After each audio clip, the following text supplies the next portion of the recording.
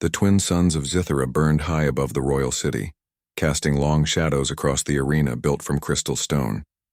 The day of the grand selection had finally come. Warriors from many worlds had gathered to prove their strength before King Thaloran and his only daughter, Princess Ilara. The winner of this contest would earn the title of Royal Protector and the right to stand beside the princess in times of danger. Every champion in the galaxy wanted this honor. From her high balcony, Princess Ilara watched as each fighter entered the ring. They came in heavy armor made of gleaming alloys and rare metals, carrying weapons that hummed with strange energy. Their skin was of many colors, blue, silver, scaled, and even transparent, and their eyes glowed with pride. The crowd roared for them, yet Ilara's heart was calm, for she had seen many warriors before. None frightened her. Then the last challenger stepped forward. He was human. The crowd fell silent. His name was Captain Rhys Kane, once a soldier from a world long forgotten. His clothes were simple, his boots covered in dust, and his armor seemed old compared to the shining suits of the others. He carried no energy weapon, only a dull steel sword strapped to his back. But there was something strange about him. His eyes were calm and steady, his movements slow and quiet, as if he did not need to prove anything to anyone. Whispers spread through the stands. A Death Worlder, someone muttered. A human from the lost planet Earth. Princess Ilara felt her hands shake. Since childhood, she had heard stories about humans, creatures who came from a world so dangerous that everything there could kill you. A place where storms tore the sky apart, where animals hunted even in their sleep, and where the weak did not survive. To her people, humans were myths, symbols of survival and chaos mixed together. And now one stood before her. "Not him, father," she cried out suddenly. Her voice echoed across the arena. Everyone turned to her in shock. "I'm afraid of that human warrior." King Thaloran looked at her, his eyes calm and wise. "Fear can be a teacher, my daughter," he said. "Perhaps this man is the test the gods have sent us." The princess lowered her gaze, ashamed but still uneasy. Rhys looked up toward her balcony, not with anger but with quiet understanding. He bowed slightly, as if he had heard her words and forgave them. Then he turned back toward the center of the arena, where the first trial was about to begin. Trumpets sounded. The wind howled. The first challenge was the trial of endurance, a contest where each warrior had to cross the burning dunes of Zithara, a desert known for storms of glass and fire that even machines could not endure for long. Shields and energy suits were allowed. Every fighter activated their armor, glowing barriers forming around them. Rhys did not. He walked toward the starting line with only his coat and sword. Ilara leaned forward, confused and worried. "He will burn alive," she whispered. Her father smiled slightly. "Let us see, child. Sometimes the strongest need no armor." The signal flared, and the warriors began their march. Within minutes, the dunes rose and twisted.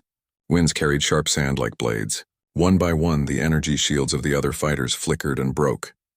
Many fell to their knees, their skins scorched by the storm. But far ahead, one figure moved steadily. It was Rhys. He did not run. He did not hide. The sand whipped across his face and tore at his coat. Yet he continued forward, each step sure and silent. His eyes stayed fixed on the horizon. When the storm grew worse, he lowered his head and pushed harder, his body leaning into the wind. From the balcony, Ilara watched with wide eyes. "How can he walk through that?" she whispered. "Because he has walked through worse," said an old guard beside her. "Humans do not fear nature. They were born in its teeth hours past." The other warriors dropped out one by one, crawling back to safety. Only the human remained. When the storm finally died, he stood on the far side of the dunes, unharmed. The judges blew the horn to end the trial. Rhys raised his hand once, not in victory but in acknowledgement. Then he walked back to the arena as if nothing had happened. The crowd erupted in cheers and disbelief. Even those who had mocked him now shouted his name. But the princess remained silent. Her heart beat fast. She could not understand what she felt. Fear, yes, but also something else. Respect. When Rhys stood again before the king, he bowed deeply. "With your permission, Majesty, I await the next trial," he said in a calm, low voice. King Thaloran nodded with approval. "You have faced the fury of our desert without aid. You have earned my respect, human of Earth." Rhys gave a small smile. "Respect is enough. I did not come for glory. I came for purpose." Those words echoed in Alara's mind long after he left the arena. For the first time, she could not stop thinking about him. The man she feared most had just walked through fire and sand, not for power but for meaning. That night, as the twin moons rose over Zithera, the princess stood alone on her balcony, staring at the empty arena. The winds were quiet now, but her heart was not. Somewhere in the shadows below, the human warrior prepared for the next trial, unaware that the frightened princess who once begged her father to send him away could no longer look away from him. And though she did not yet know it, the story of their worlds had just begun. The next morning came with soft light falling over the city of Zithera. The air smelled of new rain, but inside the royal palace there was heavy silence. The first trial had ended with a shock to everyone. The human warrior, Rhys Cain, had crossed the burning dunes alone, without armor, without rest, and without fear. Many said it was impossible, yet he had done it. Princess Alara sat by the large glass window of her chamber thinking of what she had seen. She remembered the storm, the fire, and that single figure walking through it as if the storm itself obeyed him. She tried to tell herself it was just luck, but something deep inside whispered otherwise. Humans were said to be dangerous, yes, but also unbroken, and Rhys was proof of that. When she walked into the main hall, her father, King Thaloran, was already waiting with his royal council. The next trial was about to begin, the trial of the beast. It would test courage and instinct, not only strength. A creature from the outer forest known as the Carthor would be released into the arena.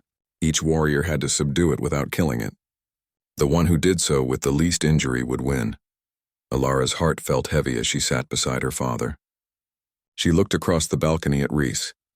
He stood alone as always, quiet, watching the empty arena below. He did not seem nervous, only thoughtful. When their eyes met for a brief moment, Alara quickly turned away. She didn't want him to see the fear still hidden behind her calm face. The gates of the arena opened. Dust rose, the ground shook. From the shadows came the sound of heavy claws. Then the creature appeared, taller than 3 men, its body covered in dark spikes and its eyes glowing red with rage. The crowd gasped. The other warriors raised their weapons at once. Rhys did not move. The horn sounded. The trial began. One alien soldier charged first, spinning his spear with bright energy. The beast caught him with one swing of its massive tail and threw him across the sand. The next 2 fighters tried together, using shock grenades, but the creature roared, its skin turning bright silver to block the shock. The ground cracked under its steps. Alara's hands tightened on the rail. Her heart raced. "Stop it," she whispered. "It will kill them all." But then Rhys moved, slowly, calmly. He walked into the arena with his sword still sheathed. The crowd shouted warnings. "He has no weapon ready," someone screamed, but Rhys didn't seem to hear them. He stepped closer until the beast turned its head toward him. The creature roared so loud that the air trembled. Rhys didn't flinch. He looked straight into the creature's eyes. The Carthor lunged forward, claws slashing through the sand. Rhys moved to the side at the last second, barely escaping the strike. He didn't attack. He kept moving, circling it, watching, waiting. The creature roared again, charging harder this time. Rhys rolled beneath its arm, touched its leg, and stepped back. It was a small motion, but he seemed to study every movement of the creature like a soldier reading a battlefield. For long minutes, it became a dance, the beast roaring, striking, missing, and Rhys stepping just enough to stay alive. The crowd fell silent, holding their breath. It looked almost peaceful, like a test of patience instead of battle. Then finally, when the creature began to tire, Rhys moved closer. He raised both hands slowly and spoke something softly, words no one else understood. The creature hesitated. It lowered its claws and blinked. Rhys stepped closer again and reached out his hand, touching the creature's chest. The arena was still. No one breathed. Then slowly the Carthor lowered its head. Its breath calmed. The same monster that had destroyed walls now knelt before the human warrior like a tame beast. The judges stood in shock. The crowd began to cheer wildly. Even King Thaloran rose to his feet, astonished. "He tamed it," the king said under his breath. He tamed the untamable. Alara's eyes filled with wonder. She had never seen anything like it. The creature that could crush iron now followed the human quietly as he led it to the gate. When the guards took the beast away, it didn't roar or fight. It simply obeyed. When Rhys looked up at the balcony again, Alara's eyes met his. This time she did not turn away. There was no fear in her gaze now, only disbelief in something new she didn't want to name. Respect, admiration? She didn't know.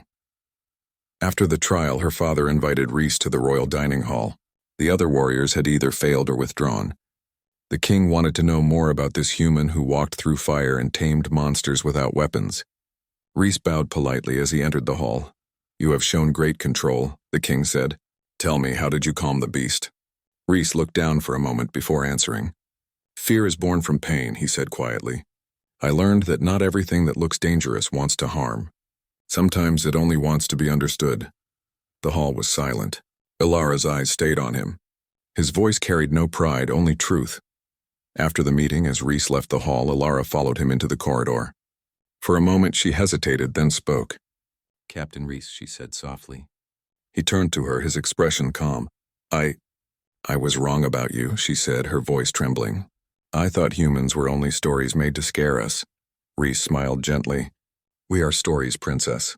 But every story begins with fear and ends with understanding." Ilara watched him walk away through the dim corridor light, his shadow long against the wall.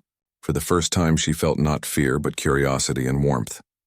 She realized that the human she once begged her father to reject was teaching her more about courage than anyone ever had.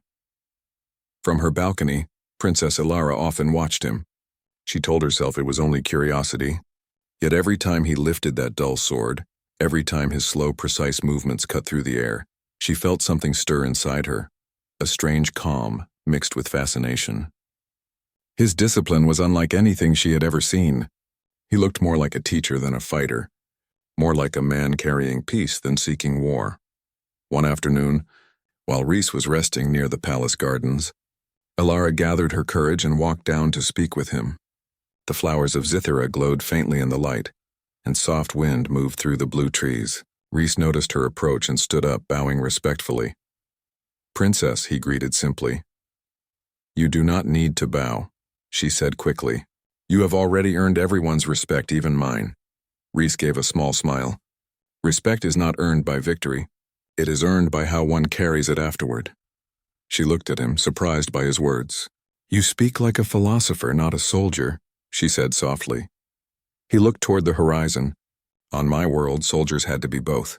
We fought not only with our bodies but with our hearts, because when the fighting ends, the heart must still know peace." There was silence for a moment. Ilara looked down at her hands. "I was afraid of you," she admitted. "When you arrived, I thought humans were cruel and violent."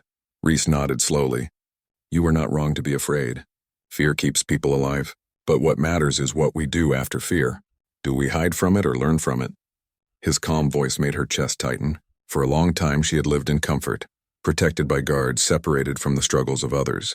But this man, who came from a broken world, carried pain like a cloak and still spoke with peace. That evening, the royal court prepared for the next trial. This one was called the Trial of Spirit, a test of truth designed to break the mind rather than the body. Each warrior would face a vision created by the temple's old energy crystals, showing them their deepest fear. Only those who could walk through the vision without breaking would move forward. The arena lights dimmed as the crystals began to glow with a cold blue light. One by one, the warriors stepped inside the circle.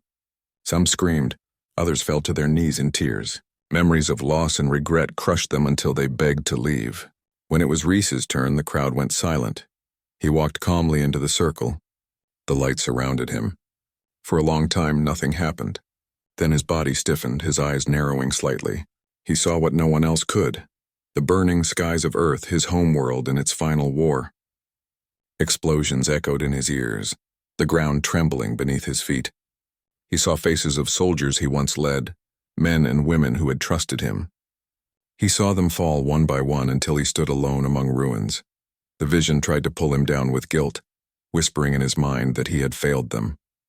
But Rhys did not kneel. He took a deep breath and whispered, "I remember every face, every name. I carry them with honor, not shame." The light flared once more, then faded. He stood untouched, eyes steady, shoulders straight. The judges looked at each other in disbelief. Not even the strongest telepaths had resisted the crystal visions without trembling. The crowd rose to their feet, cheering again. But Ilara did not cheer. She watched him with silent awe. She saw the pain behind his calm expression, the weight of memories he carried.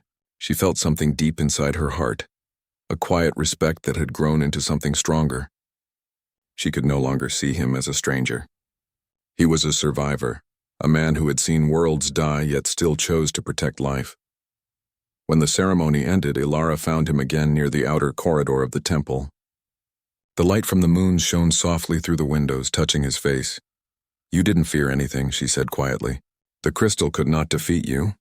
Rhys looked at her with tired eyes. "Everyone fears something, Princess, even me. I just learned not to let it control me." "What do you fear?" she asked without thinking. He hesitated before answering. "Losing the reason to keep fighting." Those words echoed in her heart like music and sorrow mixed together. She wanted to say something comforting, but no words came. Instead, she just stood beside him, watching the stars through the glass. When they returned to the palace, her father noticed the way Ilara looked at the human. The king said nothing, but deep inside he knew that something had begun to change between them, something powerful and fragile at the same time. Later that night, as Ilara lay in her room, she couldn't sleep. Every time she closed her eyes, she saw the human standing tall in the blue light, his face calm in the middle of pain. She wondered what kind of world could create such strength, and what kind of heart could carry it without turning cold. She whispered to herself, "Perhaps the galaxy has judged humans too quickly." Outside, under the twin moons, Rhys stood on the balcony of the guest wing, looking at the stars. He didn't know the princess was awake, or that her thoughts were drifting toward him. All he knew was that tomorrow would bring another test, not of his strength or his courage, but of his place among those who still feared what he was. And somewhere in the quiet distance, destiny waited for both of them to take the next step. The day of the fourth trial arrived with heavy clouds hanging above the royal city. It was said that the gods themselves watched the contestants on this day, for the next test would not be about endurance or courage, it would be about battle. The trial of blades would decide who truly had the heart of a warrior. The arena was rebuilt overnight. The smooth sand was replaced with a wide platform of dark stone marked with glowing lines. Hundreds of alien nobles filled the seats, waiting to see the fight that everyone whispered about. The rumor had spread far beyond the palace. The human who tamed the beast would now face the galaxy's best fighters in direct combat. Princess Ilara tried to appear calm beside her father, but inside she felt uneasy. She remembered Rhys's quiet eyes, his soft way of speaking, and the weight of sorrow in his voice. She didn't want to see him hurt, yet she also knew he would never back down from a challenge. Her father noticed her silence but said nothing. He understood his daughter better than she thought, with energy strong enough to melt steel. He pointed the blade toward Rhys and said loudly, "I will show this human what true combat looks like." Rhys only nodded once. "Then show me." The fight began. Varen moved fast, his strikes a blur of light and power. Each swing left bright trails in the air, cutting the stone floor. But Rhys did not raise his sword yet. He stepped aside, calm and patient, letting the strikes pass by inches. The sound of metal and energy filled the arena. Ilara held her breath. "He isn't fighting back," she whispered. The king folded his hands. "He is studying his enemy," he said softly. Seconds stretched into minutes. Varen grew angry, his attacks becoming wild. He swung harder, trying to break through the human's defense, but Rhys moved like water, always flowing, never resisting. Finally, Varen raised his sword high and aimed for Rhys's head. The blow came fast, but Rhys's hand moved faster. In one simple motion, he drew his sword, blocked the strike, and twisted his wrist. There was a loud crack, and Varen's glowing blade shattered into pieces. The crowd gasped. Rhys stepped back, holding his own dull steel sword steady. "It's over," Rhys said quietly. Varen's face burned with humiliation. "You mock me, human," he shouted and rushed forward again, but Rhys only moved once more, swift and precise. He struck the ground beside Varen's feet, and the force of the hit sent the alien sprawling backward. Rhys pointed the sword toward him but did not attack. "A true warrior knows when to stop," he said. The judges declared the match finished. The crowd erupted in cheers, their voices echoing through the great arena. For the first time, the people of Zithera saw not a terrifying deathworlder, but a master of control and honor. Ilara's heart pounded in her chest. She wanted to stand and clap, but something deeper held her still. She could not take her eyes off him. The same man she once feared now made her proud.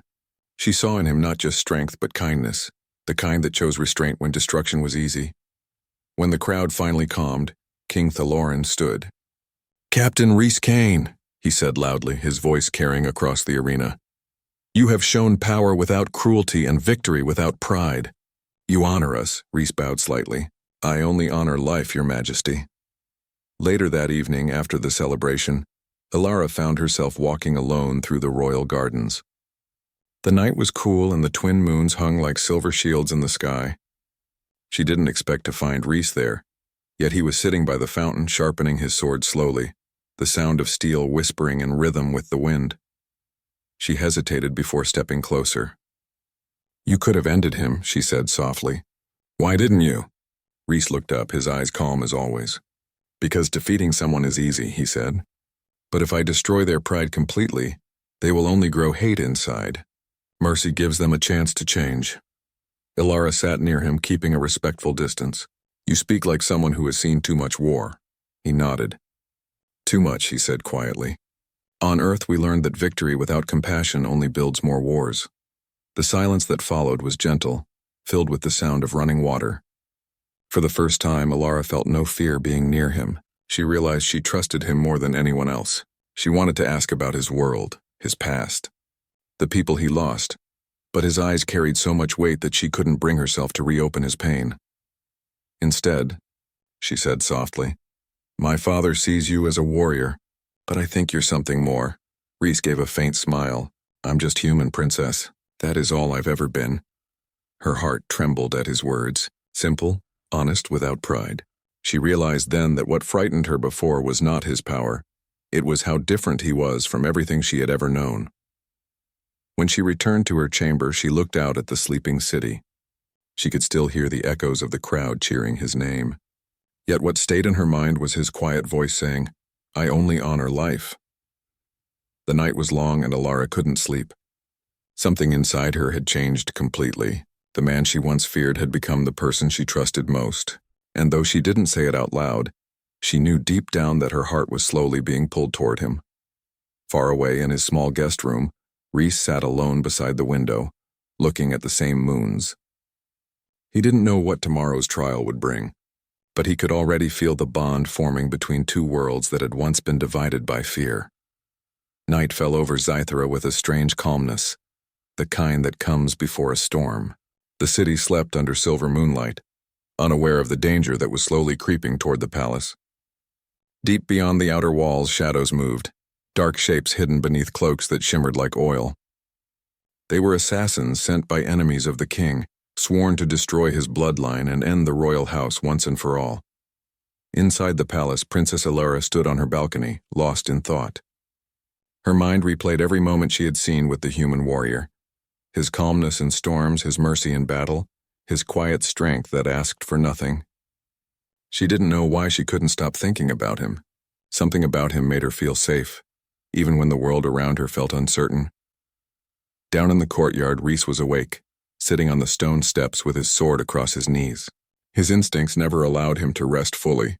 He had lived through too many wars to trust silence. When the wind shifted, he caught a faint sound, too light for a guard's step, too sharp for the night insects. His eyes narrowed. Without a word, he stood up and looked toward the high towers of the palace. Moments later, a scream echoed through the halls. The guards rushed toward the princess's chamber, but before they reached it, the glass doors exploded inward. A group of masked assassins stormed inside, their blades glowing faintly blue. Alara froze in fear, her heart racing. She stepped back, but there was nowhere to go. One of the assassins pointed a blade at her. "By order of the Dominion," he hissed, "the royal bloodline ends tonight." Before he could move another step, a shadow dropped from above. Rhys landed between them and the princess, his sword flashing in the moonlight. He didn't say a word. He didn't need to. His presence alone stopped them for a moment. The human who had walked through fire now stood between them and death. The first assassin struck fast, but Rhys was faster. His sword met the glowing blade with a sharp ring that filled the chamber. Sparks flew as he turned the strike aside and kicked the attacker back. Another came from behind. Rhys ducked low, sweeping his leg to knock the man down, then struck with the flat side of his sword. Each move was clean and precise, made to disable, not kill. Alara watched in disbelief. He fought like water flowing around stone, never wasting movement, never showing fear. The assassins tried to surround him, but he seemed to sense every motion before it happened. One lunged toward the princess, thinking to take her hostage. Rhys moved faster than her eyes could follow. He caught the attacker's wrist and twisted it until the blade fell. His other hand struck the man's chest, sending him flying into the wall. "Stay behind me," Rhys said, his voice calm but firm.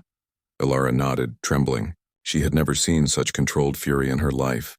The last two assassins tried to escape, realizing they were outmatched. Rhys caught one by the cloak, pulling him down, and the other he disarmed with a single swing that sent the weapon spinning through the air. When the fight was over, the room was silent again except for the sound of Alara's breathing. Guards arrived moments later, shocked by what they found. Broken weapons lay on the floor, and the human warrior stood in the middle, his sword still in hand. The king himself entered, his robe hastily thrown on, his eyes wide with alarm. "What happened?" he demanded. Rhys bowed his head. "An assassination attempt, your majesty. They came for the princess." The king looked at his daughter, who stood safe behind the human. For a moment he said nothing. Then he stepped forward and placed a hand on Rhys's shoulder. "You have my eternal gratitude," he said slowly. "You saved what I value most." Rhys nodded once. "It was my duty," but Alara stepped closer. Her voice was soft, trembling not from fear but from emotion. "No," she said. "It was more than duty. You risked your life without hesitation." Rhys turned to her, his expression unreadable. "It's what humans do, princess," he said quietly. "We protect even when the odds are against us." Those words stayed in her heart like a quiet flame. That night, after the guards took the wounded assassins away, she stood with Rhys on the balcony, watching the dawn rise slowly beyond the hills. The first light touched his face, and she saw not a warrior but a man, tired, strong, and deeply human. "Were you afraid?" she asked after a while. "Always," he said simply. "Fear is not the enemy. It reminds us what we stand to lose." She looked at him for a long time, then whispered, "Then I was wrong to fear you." He smiled faintly. "You were right to, but now you know who I really am." They stood in silence, the wind moving softly through the garden below. Somewhere inside her, Alara felt her heart change again. The fear she once felt had turned into something much deeper, a quiet trust, a growing warmth that she couldn't explain. When she returned to her chamber, her father waited at the door. "He saved you," the king said, his voice heavy with emotion. "Perhaps the gods sent him for a reason." Alara looked back toward the courtyard where Rhys stood, still watching the sunrise. "Perhaps they did," she whispered. Alara walked to the balcony and looked down into the courtyard. Rhys was already there, moving through slow training motions with his sword. His steps were steady, his breathing even. He trained every morning the same way, with no audience, no pride, only discipline. It amazed her how such strength could live in such quietness. She decided to speak with him again. She walked down the stairs to the courtyard, her soft footsteps echoing on the stone floor. When he saw her, Rhys lowered his sword and bowed respectfully. "You should be resting, princess," he said gently. "I could say the same to you," she replied. "You never stop training." He smiled a little. "Habits of a soldier. On my world, we learned that peace only lasts when someone is always ready to protect it." She looked at him for a long moment, the sunlight reflecting off his sword. "You are not like anyone I have met," she said softly. "You fight like you've already seen the worst of the universe." "I have," he answered quietly. "And I would give anything to Meg. Is sure no one else has to." Alara hesitated, then asked the question that had been burning inside her since the first day. "What happened to your people? To Earth?" Rhys looked away toward the horizon. For a while he didn't speak. Then his voice came low and steady. "We destroyed ourselves," he said. "Too many wars, too much pride. We forgot what it meant to be human until it was too late. The world burned, but some of us survived among the stars." His words carried deep sadness. Alara felt her heart ache for him. "So you are the last?" she asked softly. "Perhaps not the last," he said, "but one of the few. I fight so the memory of my people doesn't vanish. Maybe if I protect others, the universe will remember that humanity once stood for something good." Alara stepped closer. "It already remembers," she said quietly, "because of you." For the first time, Rhys looked at her with surprise. Their eyes met, and in that silence something unspoken passed between them, a bond formed not by words but by understanding. That evening, the king invited Rhys to dine with the royal family. It was a rare honor, one that showed the king's growing trust. The great hall was filled with candlelight, the table lined with food from every region of the kingdom. But Rhys ate little, more comfortable listening than speaking. The nobles whispered about him, some with admiration, others with envy. During the meal, the king spoke. "Captain Rhys, I owe you my daughter's life," he said solemnly. "I cannot repay such a debt easily. Tell me, what do you desire?" Rhys bowed his head. "I desire nothing, your majesty. Protecting life is enough." The king studied him with interest. "A man without desire is rare in any world," he said. "But even the noble must have purpose. Tell me, what do you seek beyond duty?" Rhys was silent for a long time before he answered. "Peace," he said simply. Elara's heart skipped when she heard that word. It was so simple, yet it felt like the answer to everything about him. Later that night, as the banquet ended and the guests left, Elara met Rhys in the garden again. The air was cool, the stars bright above. She carried a small lantern that glowed faintly in her hands. "You spoke of peace," she said softly. "But do you really believe someone who has lived through war can ever find it?" Rhys looked up at the stars. "Maybe not for myself," he said, "but I can create it for others. That's enough." "You already have," she whispered, "at least for me." He turned to her, surprised by her words. For a moment, neither spoke. The light from her lantern glowed gently between them. She could see the faint scars on his face, lines carved by years of struggle, and yet there was kindness in his eyes, warm, steady, and human. "I used to fear you," she admitted. "I told my father to send you away. But now, I cannot imagine this palace without you." Rhys's voice softened. "Fear is the beginning of understanding, Princess." "You learned what few ever do, to see beyond it." She smiled faintly, her heart beating faster.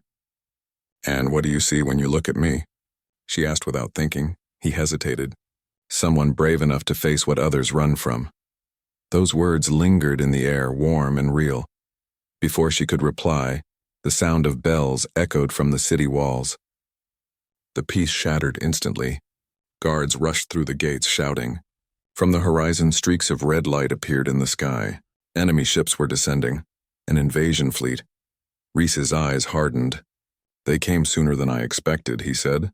Elara looked at him in fear. "What do we do?" "We fight," he said calmly, already fastening his armor. "But not for pride, for home." The king's voice roared through the palace corridors, calling every soldier to arms. The royal city of Zithera trembled under the sound of alarms. And at the center of it all stood one human warrior, ready once again to face the impossible. As the first explosions shook the night, Elara watched him march toward the gates with the other soldiers. Her chest tightened, torn between pride and fear.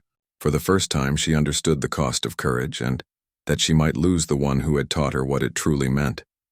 She whispered into the wind, "Come back alive, human." And though he did not hear her, Rhys seemed to pause for a moment before walking into the storm. The night sky over Zithera turned red as enemy ships filled the heavens. The air trembled with the hum of engines and the roar of explosions. The great palace shook as the first blast hit the outer walls. Alarms screamed across the city. Soldiers ran to their stations, weapons charged, while the royal banners burned in the wind.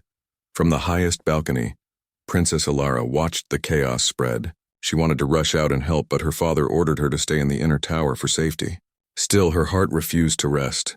Somewhere beyond those flames, the human warrior was leading the defense. She could not see him, but she could feel it. He was out there, facing the storm alone if he had to. In the courtyard below, Rhys moved through soldiers, giving short, clear orders. He seemed calm even as the ground shook under his feet. His voice carried strength. "Hold the south wall. Keep civilians behind the shield line." His old human instincts took command naturally. The alien generals, seeing his control in disc hours passed, and the battle grew worse. The Dominion released their main weapon, a massive siege walker, its body tall as a mountain, its cannons shaking the sky. The city shields began to crack. Rhys saw it from the tower walls. He knew if the walker reached the palace, everything would end. He turned to the captain beside him. "Keep your men defending the civilians.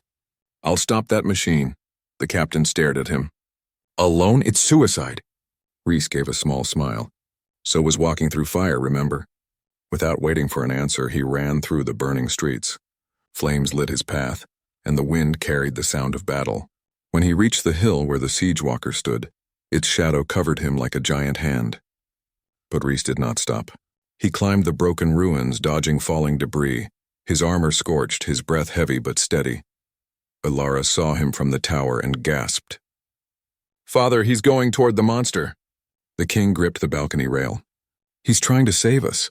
The walker's cannons fired again. Reese leapt aside, rolling through dust and fire.